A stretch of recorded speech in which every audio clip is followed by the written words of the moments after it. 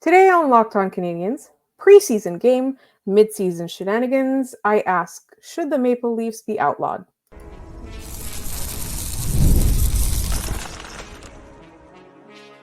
You're Locked On Canadiens, your daily podcast on the Montreal Canadiens, part of the Locked On Podcast Network, your team every day. Hi there, everyone, and welcome to episode 1149. I hope. I think it's the right number. It's correct. And today's episode is brought to you by FanDuel. Place your first $5 bet and you'll get started with $200 in bonus bets guaranteed.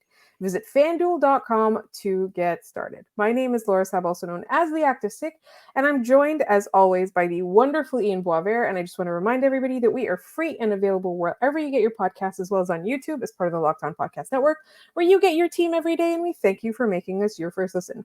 Ian, I did not miss the Toronto Maple Leafs. Did you? No, and we unfortunately got almost the full complement of them on Thursday night, whereas Montreal sent Christian Dvorak, Lane Hudson, Michael Pezzetta, Yoel Armia, and a bunch of guys. So, that's kind of how the game felt. That's kind of how the game went. And that's how I feel about it now. I just, I feel like even when the Toronto Maple Leafs win, they find a way to trip all over themselves. And in this game, it was Nick Robertson potentially injuring Willie Nylander, one of the most important players if the Toronto Maple Leafs are to make that cup run that everybody has been predicting they will make for the last 18 years. But I don't want to talk too much about the Leafs because we have Montreal Canadiens to talk about. And we're going to start with what we loved about this game. And then in the middle segment, we're going to go into a little bit of, what needs to be improved. Then we have our Friday mailbag as always. So Ian, the first thing you said when I said, what were your thoughts on this game? You said that Jakub Dobes was particularly good. I'm constantly feeling encouraged by this because a couple years ago, the Canadiens had nothing but a question mark in their goalie depth. And while the name Jacob Fowler gets thrown around, and he seems to be the anointed, and we have questions about Caden Primo. Is he the future? Is he not? Samuel Montembeault is kind of holding that spot for now. Dobes is somebody where I feel that we haven't spoken about him enough. I do remember years ago on this podcast, the wonderful Patrick Bexell, we had a conversation with him, and he said, keep an eye on that guy. Keep an eye on that guy. So I feel like he's quietly been good, and he's quietly been giving me a reason to feel reassured. Yeah, I mean, we talked a little while ago about goaltending, and I kind of had the thought that the Canadiens' goaltending will be above average this year, which, considering statistically, and we went over this, they were almost exactly average last year in almost every meaningful metric, which is hilarious because it's the benchmark of all benchmarks is to just be an average team. They ended up trading away Jake Allen and leaving the starting job and the backup job in the hands of Sam Montembeault and Caden Primo, with then the thought then going, okay, well, what happens if one of them gets hurt? Well, the only logical choice at that point is Jakub Dobes. And if you had any fears about him stepping into the NHL and being able to perform on a nightly basis, or not even really a nightly basis, because he'd probably step in and be the backup unless something went catastrophically wrong, which, we're not hoping happens. But I'm not worried about him having to play NHL games if we need to. And I really love the concept of him playing, 45, 50 games in Laval and leading that team on a playoff run, right? Like I think he's so calm in the net. He looks so composed. He doesn't lose himself, even though in a game like this where they're outshot basically by a 3-1 margin, it was a fire drill all night for him. And I thought he was spectacular. It was a 2-1 loss that the Canadiens they sent a barely capable lineup and they lost by 1 goal to a team that iced a lot of their firepower. So, I mean, I can't say enough good things about what I saw from Jakub Dobes. I'm hoping to see more. Maybe he gets another game before camp ends. But other than that, like, if we have to see him come up for any extended period of time and play in Montreal, I'm not worried about it at all. Yeah, I think that confidence, that calm collectedness is something that is underrated, particularly against some of the league's biggest stars. And we have to admit that even though we don't love them, they are stars. All right, so a couple couple more good things, like real quick. Owen Beck and Ollie Kapanen continued to keep themselves in the conversation. They played really well. We talked about Kapanen in our, in our post Flyers preseason game. And we talked about how he might end up forcing their hand a little bit. But also, Christian Dvorak, after a rough start, really rebounded and bounced back. And I think it was a marked difference from the previous game that we saw him play. Yeah, and I mean, it wasn't a great first period for Christian Dvorak. He started slow. It was, he took a really dumb penalty. And you could sort of see it just scrolling through Twitter, fans being like, I'm tired of this guy. I'm tired of watching this guy when we're looking at Oliver Kapanen and looking at a player that we think could fill the role and improve upon it if he's in the NHL. Kapanen had a great first period. He sort of slowed down as the game went a little bit, but I'm still just so impressed by him. And Owen Beck was incredible again, like making himself known in both ends of the ice.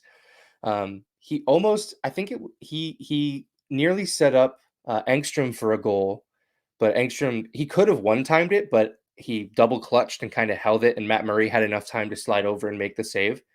But we're not watching these games for results, right? Like, yes, Christian Dvorak scored a goal in this game. I'm very happy that he scored. I'm sure he's pumped, even though I don't think I've seen him smile in the few years that he's been in Montreal.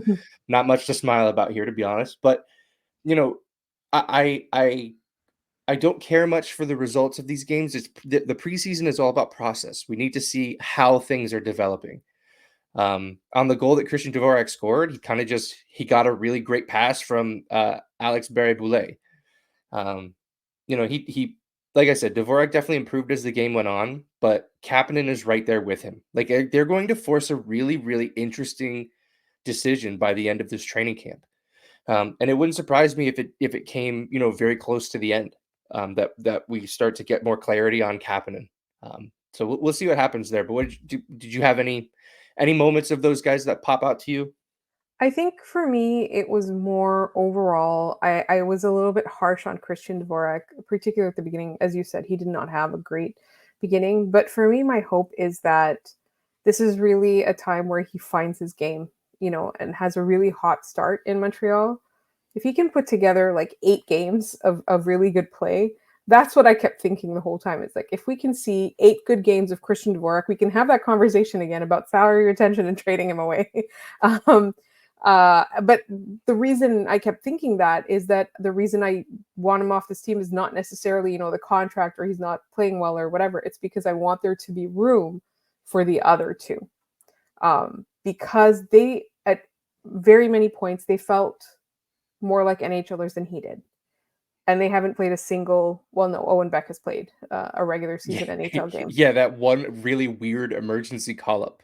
Yeah, that was really funny. Yeah. Also, there's like this British actor that Owen Beck looks like. I think his name is Nicholas Gould. Is it? Like, there's no, Will Poulter. That's the guy. Okay, look this guy up. Will Poulter. Poulter. Like, that's what Owen Beck looks like the whole time that I'm watching him. That's a moment that stood out for me. I know it's not analysis, but still, every single time I see him play, it's like he looks very much like that guy. But yes, to me, like, Kapanen's the most interesting one because Beck, the worst come to worst, he doesn't make the team. He's just going to be a star in Laval this season, right? Kapanen has the option to go back to Europe. I want him to stick around and I want to see him play and I want him to play in the NHL. But I also am very worried that, we've seen a 2-game sample size at this point. We know that people have been talking about how great he is for a long time. For the past year, we've been hearing whispers and all of that. He's quietly been phenomenal, much like Adam Engstrom. But I worry that, against real NHLers, at some point it catches up that he's a rookie. Like, that's what I felt a little bit. Like, I thought he played really well. I thought he didn't look out of place, but I worried a little bit. And I don't have that worry necessarily with Owen Beck. Does that make sense? Yeah, I think so. Because I think Owen Beck has displayed that he is dominant over his peers, right? Like the players that are of his draft age, his age, he plays head and shoulders better than them. The one thing with Kapanen, and I know we'll move on to our next segment, but The one thing about Kapanen is I know he has that European out clause, like most European players have when they come over, is that they can't be they if they get sent to the AHL, they can refuse and go back to Europe. I wonder if like there's a wink, wink, nudge, nudge agreement to be made there between Kent Hughes and the player, and be like, hey, look, we're going to try to create a space for you. Just go chill in Laval for a few weeks, and we'll find a way to get you onto this roster. Yeah. We'll see if that comes to pass. We are now halfway through the preseason games, so there's still some moves to be made here, I would imagine. And I do think that one thing that this particular front office and particularly Kent Hughes have been really good at is they're smarter about their asset management. And that's something that I feel is objectively true, like when you compare them to the previous administration. But in the meantime, the Toronto Maple Leafs were not the only ugly thing on the ice. We're going to talk about some performances that deserve to be criticized a little bit, but should have been better. And that's coming up in just a moment. But first, if you're hiring, you need Indeed. Why? Because when it comes to hiring, the best way to search for a candidate is not to search at all. Don't search, match with Indeed. Indeed doesn't just help you hire faster, it helps you find the highest quality matches. It helps you ditch the busy work because you can use Indeed for scheduling, screening, messaging. You find the candidates faster, you connect with them faster. The thing that I love about Indeed is that it makes everything faster because it's so easy, because it's so simple to use. You don't have to go through cumbersome busy work. You'll find your candidate as soon as you need them. And listeners of this show will get a $75 sponsored job credit to get your jobs more visibility at Indeed.com/lockedon. Just go to Indeed.com/lockedon right now and support our show by saying you heard about Indeed on this podcast. Indeed.com/lockedon. Terms and conditions apply. Need to hire? You need Indeed. This episode is also brought to you by Gametime. What is Gametime? You're in for a treat. If you need to find tickets to an event, no matter what kind of an event, Gametime is the way to go because it makes it so easy to find last-minute tickets at great deals. And the thing that we love the most about Gametime is that you can toggle a feature that shows the total price up front, where you'll get no surprise fees at checkout. You can get views of your seat before you buy, so you know what you're getting into. They have the lowest price guarantee, and they have Gametime ticket coverage because your purchase will be covered with the most flexible customer service policy in the ticketing industry. So you can take the guesswork out of buying tickets with Gametime. Download the Gametime app, create an account, and use code LOCKEDONNHL for $20 off your first purchase. Terms apply. Again, create an account and redeem code LOCKEDONNHL for $20 off. Download Gametime today. Well, what time is it? Gametime.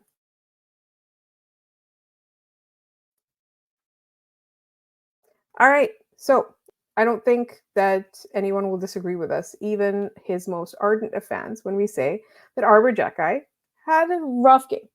He had a rough game. And I am on the record as absolutely adoring everything to do with him and his brother. Like, I am on the Xhekaj bandwagon. Like, we love Arber Xhekaj.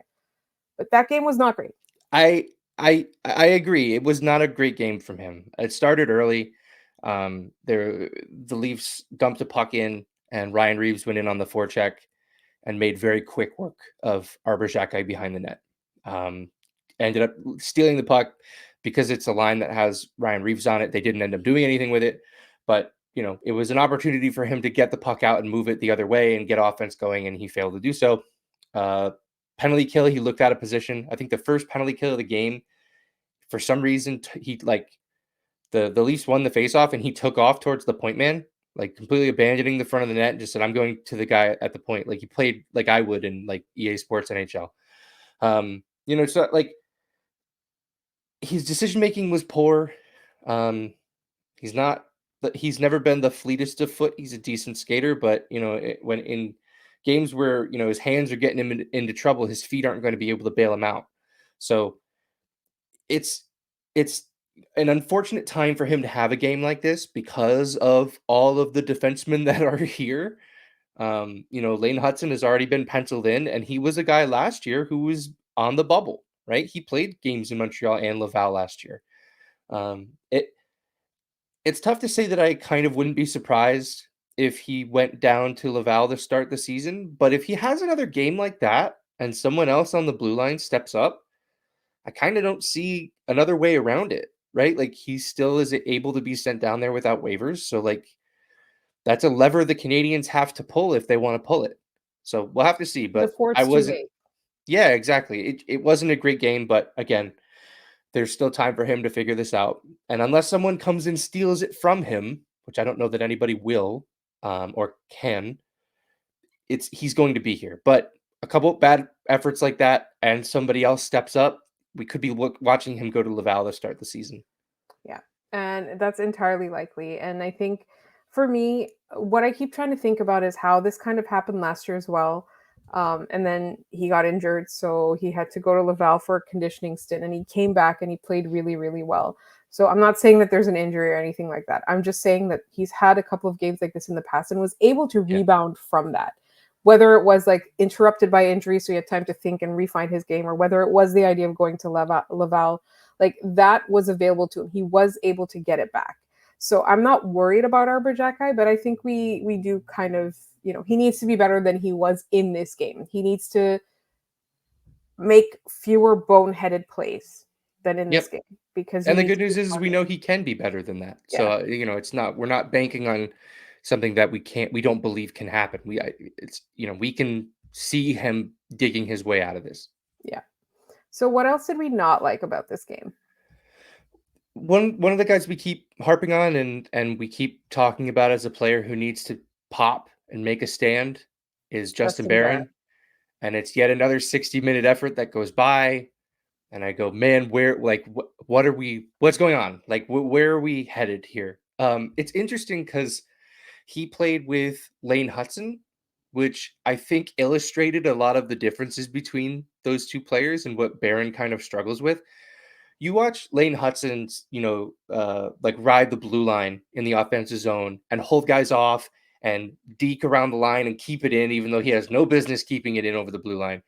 And then there was one play where Justin Barron was almost like there was some pressure, but definitely not enough for him to just lose where the blue line was. And he just ended up skating it back into the neutral zone, even though the blue line has been a straight line for as long as it's existed. And he started going backwards. I don't like we I feel like every time we talk about him, we're like holding our breath because we don't want this to be a thing, right? Montreal You want to traded be saying good things. Yeah, Montreal traded Arturi Lehkonen for him, and there was always going to be that, that connection. That's always going to exist. Lehkonen went on to win a Stanley Cup. He was beloved in Montreal, and Barron has had quite a long leash, and it just does not seem to be a consistent thing in Montreal. Is Justin Barron working as a regular top six defenseman? And we harp on these opportunities because look at the lineup, like Engstrom, Struble, Reinbacher, like he should be able to pop off the page, and he was playing with Hudson. And it's another game that goes by where I'm just like, I don't know what to make of this player. I feel, again, we say this all the time. We feel bad. It's not personal, but like we need to see something, and we haven't seen it.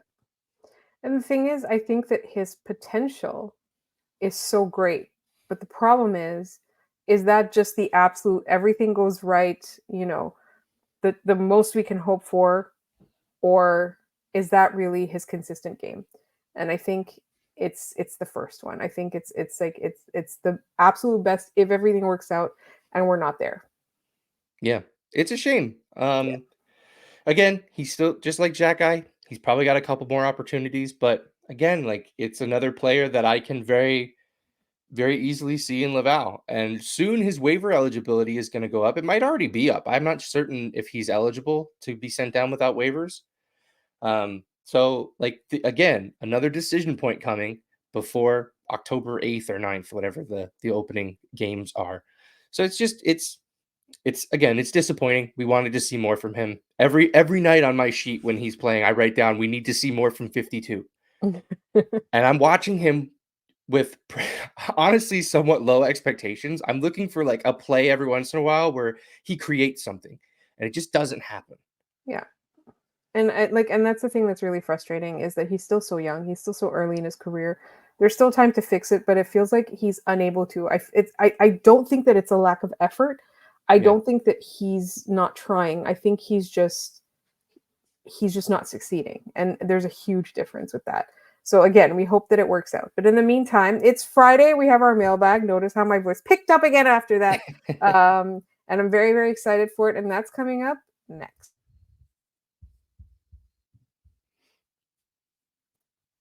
First, this episode is brought to you by FanDuel. You hear us talk about FanDuel all the time because it is America's #1 sportsbook. And NFL fans, you can start the season with a big return on FanDuel. So when you get a hunch in the middle of the game, you can check out the latest stats, view live play-by-play, and so much more on the same page where you place your bets. You'll get started with $200 in bonus bets guaranteed when you place your first $5 bet. I'm going to say that again. I know you heard me, but it's just too good. You'll get started with $200 in bonus bets guaranteed when you place your first $5 bet. Visit FanDuel.com to get started. That's FanDuel.com.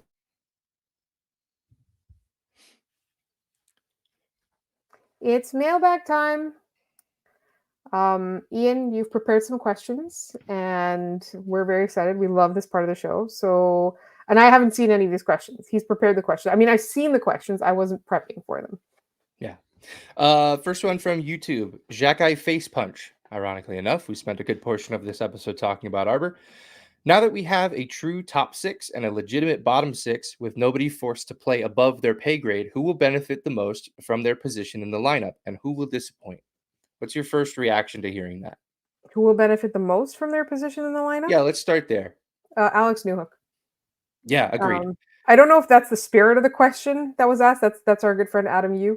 I don't know if that's the spirit of the question, but I feel like Alex Newhook is going to have a really good time this year just by benefit of who he's playing with. And I feel like he's going to play much lighter and freer than he's ever played in his entire life, and he's going to put up points, and it's going to benefit him the most. What about you?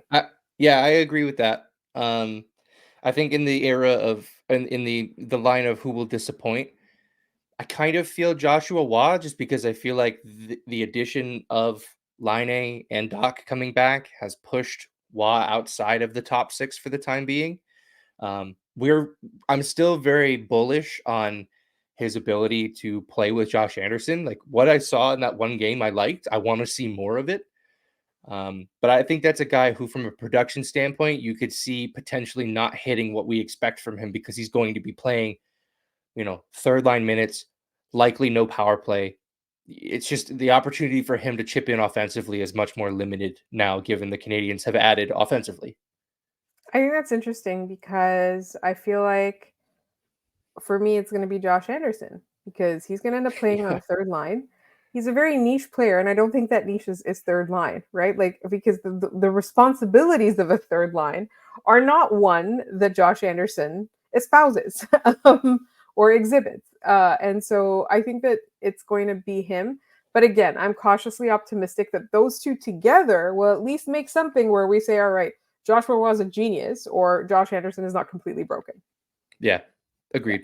Mr. T Valley Guy asks, which current member of the organization is going to play with the most teams over the course of his career?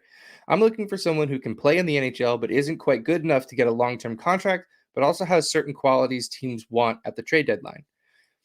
For me, my answer here is a guy we just talked about, Justin Barron. He is a late first-round pick, right shot defenseman. Guys, teams fall over themselves for those guys. They always talk themselves into that kind of player, even when they are not all that good, because it is a market inefficiency, the right shot defenseman. Barron will always have a home somewhere in the National Hockey League at some point. Right now, he's kind of a tweener, but I imagine he'll at least develop into a regular NHLer. But that seems to me the kind of archetype of player that would play for, 9 teams before retiring. So is the question in the Canadiens organization, or they have to be the NHL in the NHL? It does say in the organization. Are you trying to exploit a loophole here? Who do you see? Florian Xhekaj, because doesn't he scream journeyman? Yeah. That's exactly what I think of when I think about what his career potential is. He's going to play with a lot of teams. Some of them are going to be Stanley Cup winning, but he's going to play with a lot of teams. Yeah. No, that makes a lot of sense. Claude Sauvé asks, I'm not sure if you plan on having a segment on bold predictions, but if so, I have one for you. Caden Primo will become the number one goalie by season's end and will be part of a future cup-winning tandem with Jacob Fowler. I think people have underestimated the progress he has made from 2 years ago to last year. I'm hoping he takes another step forward in his development this season. At 25 years old, he should be entering into his prime. Here's hoping. And Claude, you and I are on the same page. I think that Caden Primo has a very wide range of potential outcomes. And one of those outcomes is he's the starting goaltender by the end of the year. The other outcome is we cannot play him at the NHL level. So, I'm hoping this year at least, starts to maybe refine those outcomes to a more solidified point. But I'm right there with you. I see that part of his career arc as being something that can happen this year. So I see bold predictions as things that aren't necessarily likely to happen, but could happen without magic, right? So I think that this is the true definition of a bold prediction. So no, we haven't done that. We did our good, bad, and ugly, but those were all realistic that we did. But we can do one where we feature all of your bold predictions. So listeners, this is a call to action. Please send us your bold predictions for this upcoming Habs season. Send them to us by, let's say, October 5th. Is that the because they start the season on October 8th. But I want let's enough say the time. 5th. Yeah, let's say the 5th. So all the bold predictions we get from all of you by the 5th, we will make an episode out of it before the season starts. I'll get everyone started with absolutely zero context. Mike Matheson is a Norris candidate. He's a Norris finalist by the end of the year. That's my bold take of the Canadiens this year. We'll move on to Bill Van Vagel. I am not wishing ill towards Marty St. Louis, which is always a great way to start an email. But if the team were to decide they wanted another experienced coach to lead them over the hump, I am curious if you think the team will ever consider a non-French speaking head coach. If they want to win and the best player speaks English for that matter, would they have the guts to do it? That did not go well with Randy Cunningworth and Bob Berry. But if a top-end Anglo coach were available, should they go that route? Curious for your thoughts. Laura, as the resident Francophone, I'm going to let you kick this one off. I'm Anglophone, but I do speak French. You speak French better than me. You speak French like in the same way that Kent Hughes does, which to me is like you guys are fluent, which is fine. Because mine is eighth grade level French. Okay, it's not good.